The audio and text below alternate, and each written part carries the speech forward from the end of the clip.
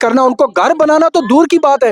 अरे जालिमो, पीने का पानी तो दे दो। लोग पीने के पानी की बूंद बूंद को तरस रहे हैं। मुझे लगता है इट्स वेरी शेमफुल। इस्लामाबाद इलाके में मौजूद है, जहाँ पे हालिया हिंदो पाक तसादम के दौरान दर्जनों घर तबाह हुए, और यहाँ पे जो एक एलओसी का ट्रेड फैसिलिटेशन सेंटर है, उसमें कई लोगों ने, कई खानदानों ने पनाह ली हुई है जंग के उसके बाद। लेकिन ये जिस हालत में है, यहाँ पे उनके पास कोई सैनिटेशन की, कोई पानी बिजली की कोई फैसिलिटीज़ नहीं है। और इनसे हम जानेंगे कि ये किस हालत में रह रहे हैं। आप अपना नाम बताइए और बताइए आपकी क्या दिक्कतें हैं। और मैं ये बताना चाहता हूँ कि इस वक्त हमारे साथ सिटीजन्स फॉर डेमोक्रेसी नामी एक ऑर्गेनाइजेशन जो दिल्ली से चल के यहाँ आई है, उसके 12-13 रुकनी वफद जो है, यहाँ पे उनकी एक डेलीगेशन आया हुआ है। तो ये जो जंगज़दा लोगों के साथ इजहार यकजहती करने के लिए और उनका दुख दर्द बांटने के लिए इस वक्त कश्मीर के दौरे पे हैं पिछले कई दिनों से। मेरे साथ शशि शेखर सिंह जी हैं, वो भी बाद में अपनी मुख्तसर बात करेंगे। तो पहले ये जो मुतासरीन हैं, जो विक्टिम्स हैं, उनसे बात करेंगे। जी, क्या प्रॉब्लम आपकी, और जंग के बाद कैसे हालात रहे, और क्या आपके घरों की क्या हालत है? जी, घर तो हमारे टोटल ख़त्म हो चुके हैं। गवर्नमेंट ने हमें यहाँ बिठाया है, किस जिम्मेवारी पे बिठाया हमें पता नहीं है। यहाँ कोई फैसिलिटी नहीं है। पानी 12 तारीख को पानी आया, उसके बाद आज तक पानी नहीं आया। पीने की तो छोड़ो बात, पीने के लिए है नहीं, बाथरूम यूज़ करने के लिए भी पानी नहीं है। यहाँ हम टोटल 7 फैमिली रह रहे हैं। 7 फैमिली में 4 फैमिली में 32 आदमी रह रहे हैं, इधर 3 फैमिली में 25 आदमी रह रहे हैं। तो पानी पीने का भी नहीं है, बाथरूम यूज़ करने का पानी नहीं है। हम सब बाहर से लेके आ रहे हैं, यहाँ कोई फैसिलिटी कुछ नहीं है। आप बताइए इस हवाले से। जैसे आपने सुना कि no portable water, no drinking water, no bathroom इनके सूखे पड़े हैं, तो किस हालत में आप रह रहे हैं? जानवरों की इसी सूरत हाल पे इनको छोड़ दिया गया है, तो क्या महसूस करते हैं आप? महसूस तो हम पूरा करते हैं। जानवर से भी नबतर हो चुके हैं हम इस वक्त।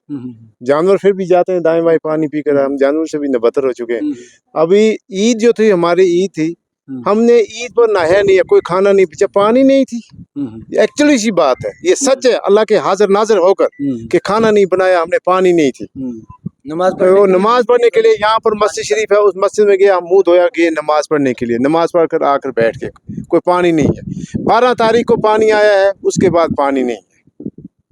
वो हम दाएं बाएं से ला रहे हैं। हमारे साथ इस वक्त ये इस डेलीगेशन को जो लीड कर रहे हैं शशि शेखर सिंह, जनरल सेक्रेटरी हैं सिटीजन फॉर डेमोक्रेसी का, जो पिछले कई दिनों से, मैंने कहा, कश्मीर के दौरे पर हैं। कल पहलगाम में थे।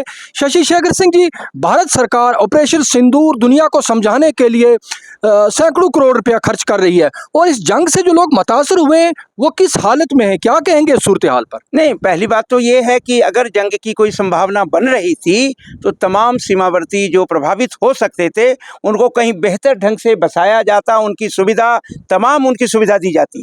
वहाँ तो गलती हुई सरकार से, और उस गलती के बाद जो लोग प्रभावित, जिनके घर तबाह हो गए, बर्बाद हो गए, उनको भी जो है बेहतर ढंग से आप बसाने की सुविधा नहीं दे रहे हैं। और जो बातें ये कर रहे हैं, पानी तक की सुविधा नहीं है, तो पानी की सुविधा नहीं, जिएंगे कैसे?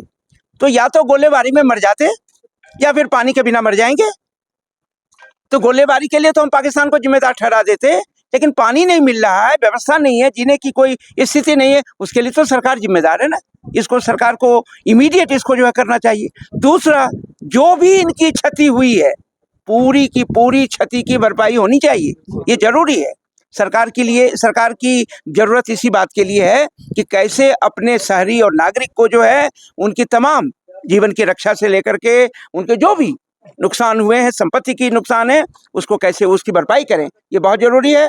और सरकार को चाहिए कि तुरंत संज्ञान ले, तुरंत इसको जो है संज्ञान ले और वो तमाम व्यवस्था करे। अभी तक जो गलती हुई है वो गलती हुई है, लेकिन अब तो सुधार लें ताकि लोगों का विश्वास सरकार में बना रहे, ये बहुत जरूरी है।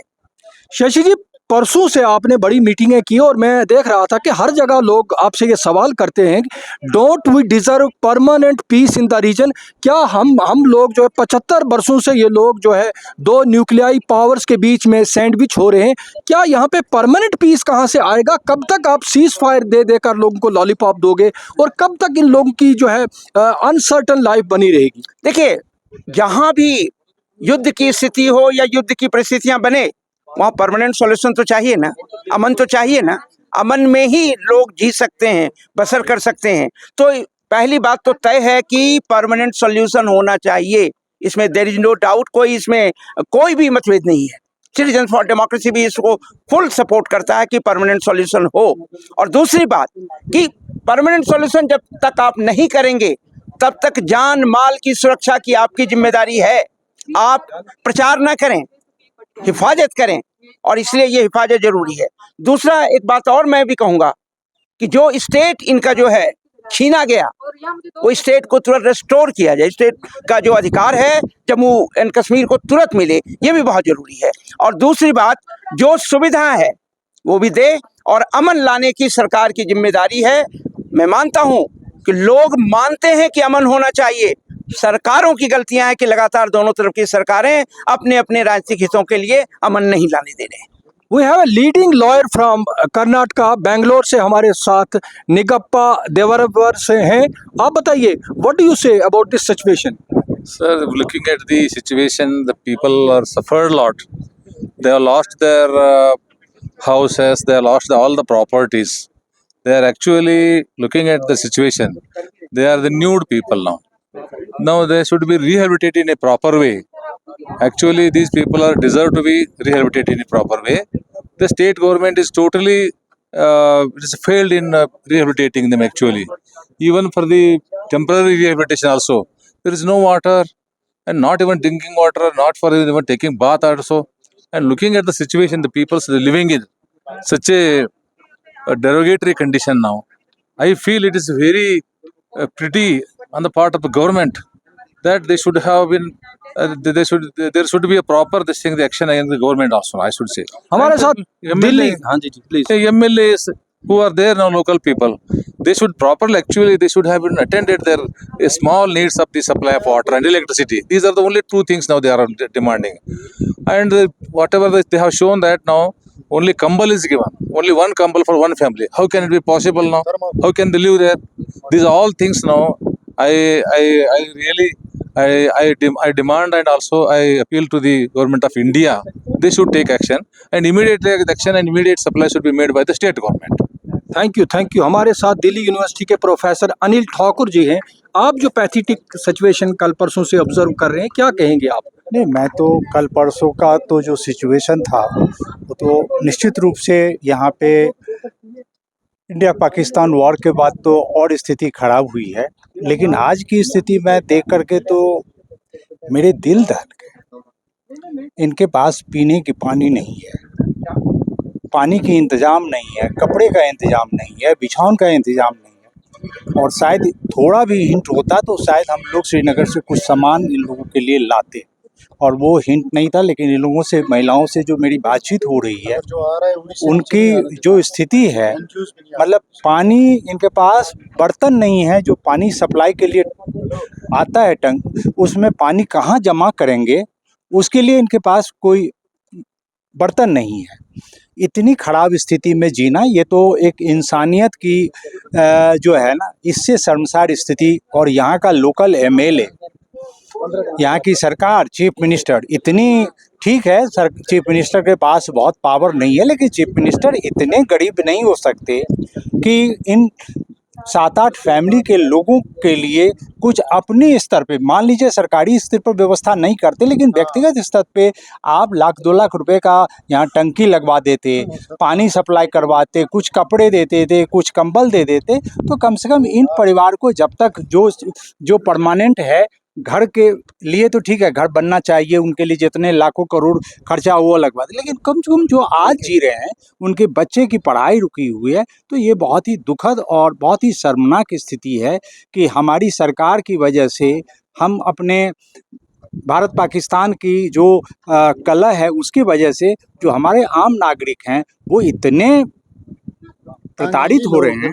इससे शर्मनाक स्थिति इस देश की व्यवस्था के खिलाफ कुछ नहीं हो सकता है। हमारे साथ इसी इलाके से ताल्लुक़ रखने वाले एडवोकेट नवीद बख्तियार साहब हैं, जो एक जाने माने सोशो पॉलिटिकल एक्टिविस्ट हैं और उड़ी फाउंडेशन के नाम से एक ऑर्गेनाइजेशन भी चला रहे हैं। जो आप, हमने यहाँ पे बड़ी दर्द भरी कहानी लोगों की सुनी, क्योंकि आप बीइंग लोकल, ये किसकी गलती है? क्यों लोगों को इस तरीके से मरने के लिए छोड़ दिया गया? भेड़ बकरियों को भी जिंदा रहने के लिए पानी की ज़रूरत होती है। भाई क्या है, कौन है इस चीज़ का जिम्मेदार? कहूँगा इस सब का जिम्मेवार हमारा आइन है। एक आइन वो है जो हम किताबों में पढ़ते हैं, एक आइन वो है जो ताक पे है, जो बिल्कुल बंद है, जो कोई नाम ही नहीं ले रहा है कि ग्राउंड तक पहुँचे, जो नाम ही नहीं ले रहा कि ये सच में इम्प्लीमेंट हो। और उसकी शक्ल जो सरकार है, जो एडमिनिस्ट्रेशन है, वो तैयार ही नहीं है उसको इम्प्लीमेंट करने के लिए। आपका जो सवाल है, मैं कहूँगा कि एडमिनिस्ट्रेशन है, गवर्नमेंट है, जो फेल हो गई। आज इतने दिन के बाद हम एक बार फिर जब यहाँ आए, और कितना दुख होता है कि सुन के कि एडमिनिस्ट्रेशन कहीं है ही नहीं।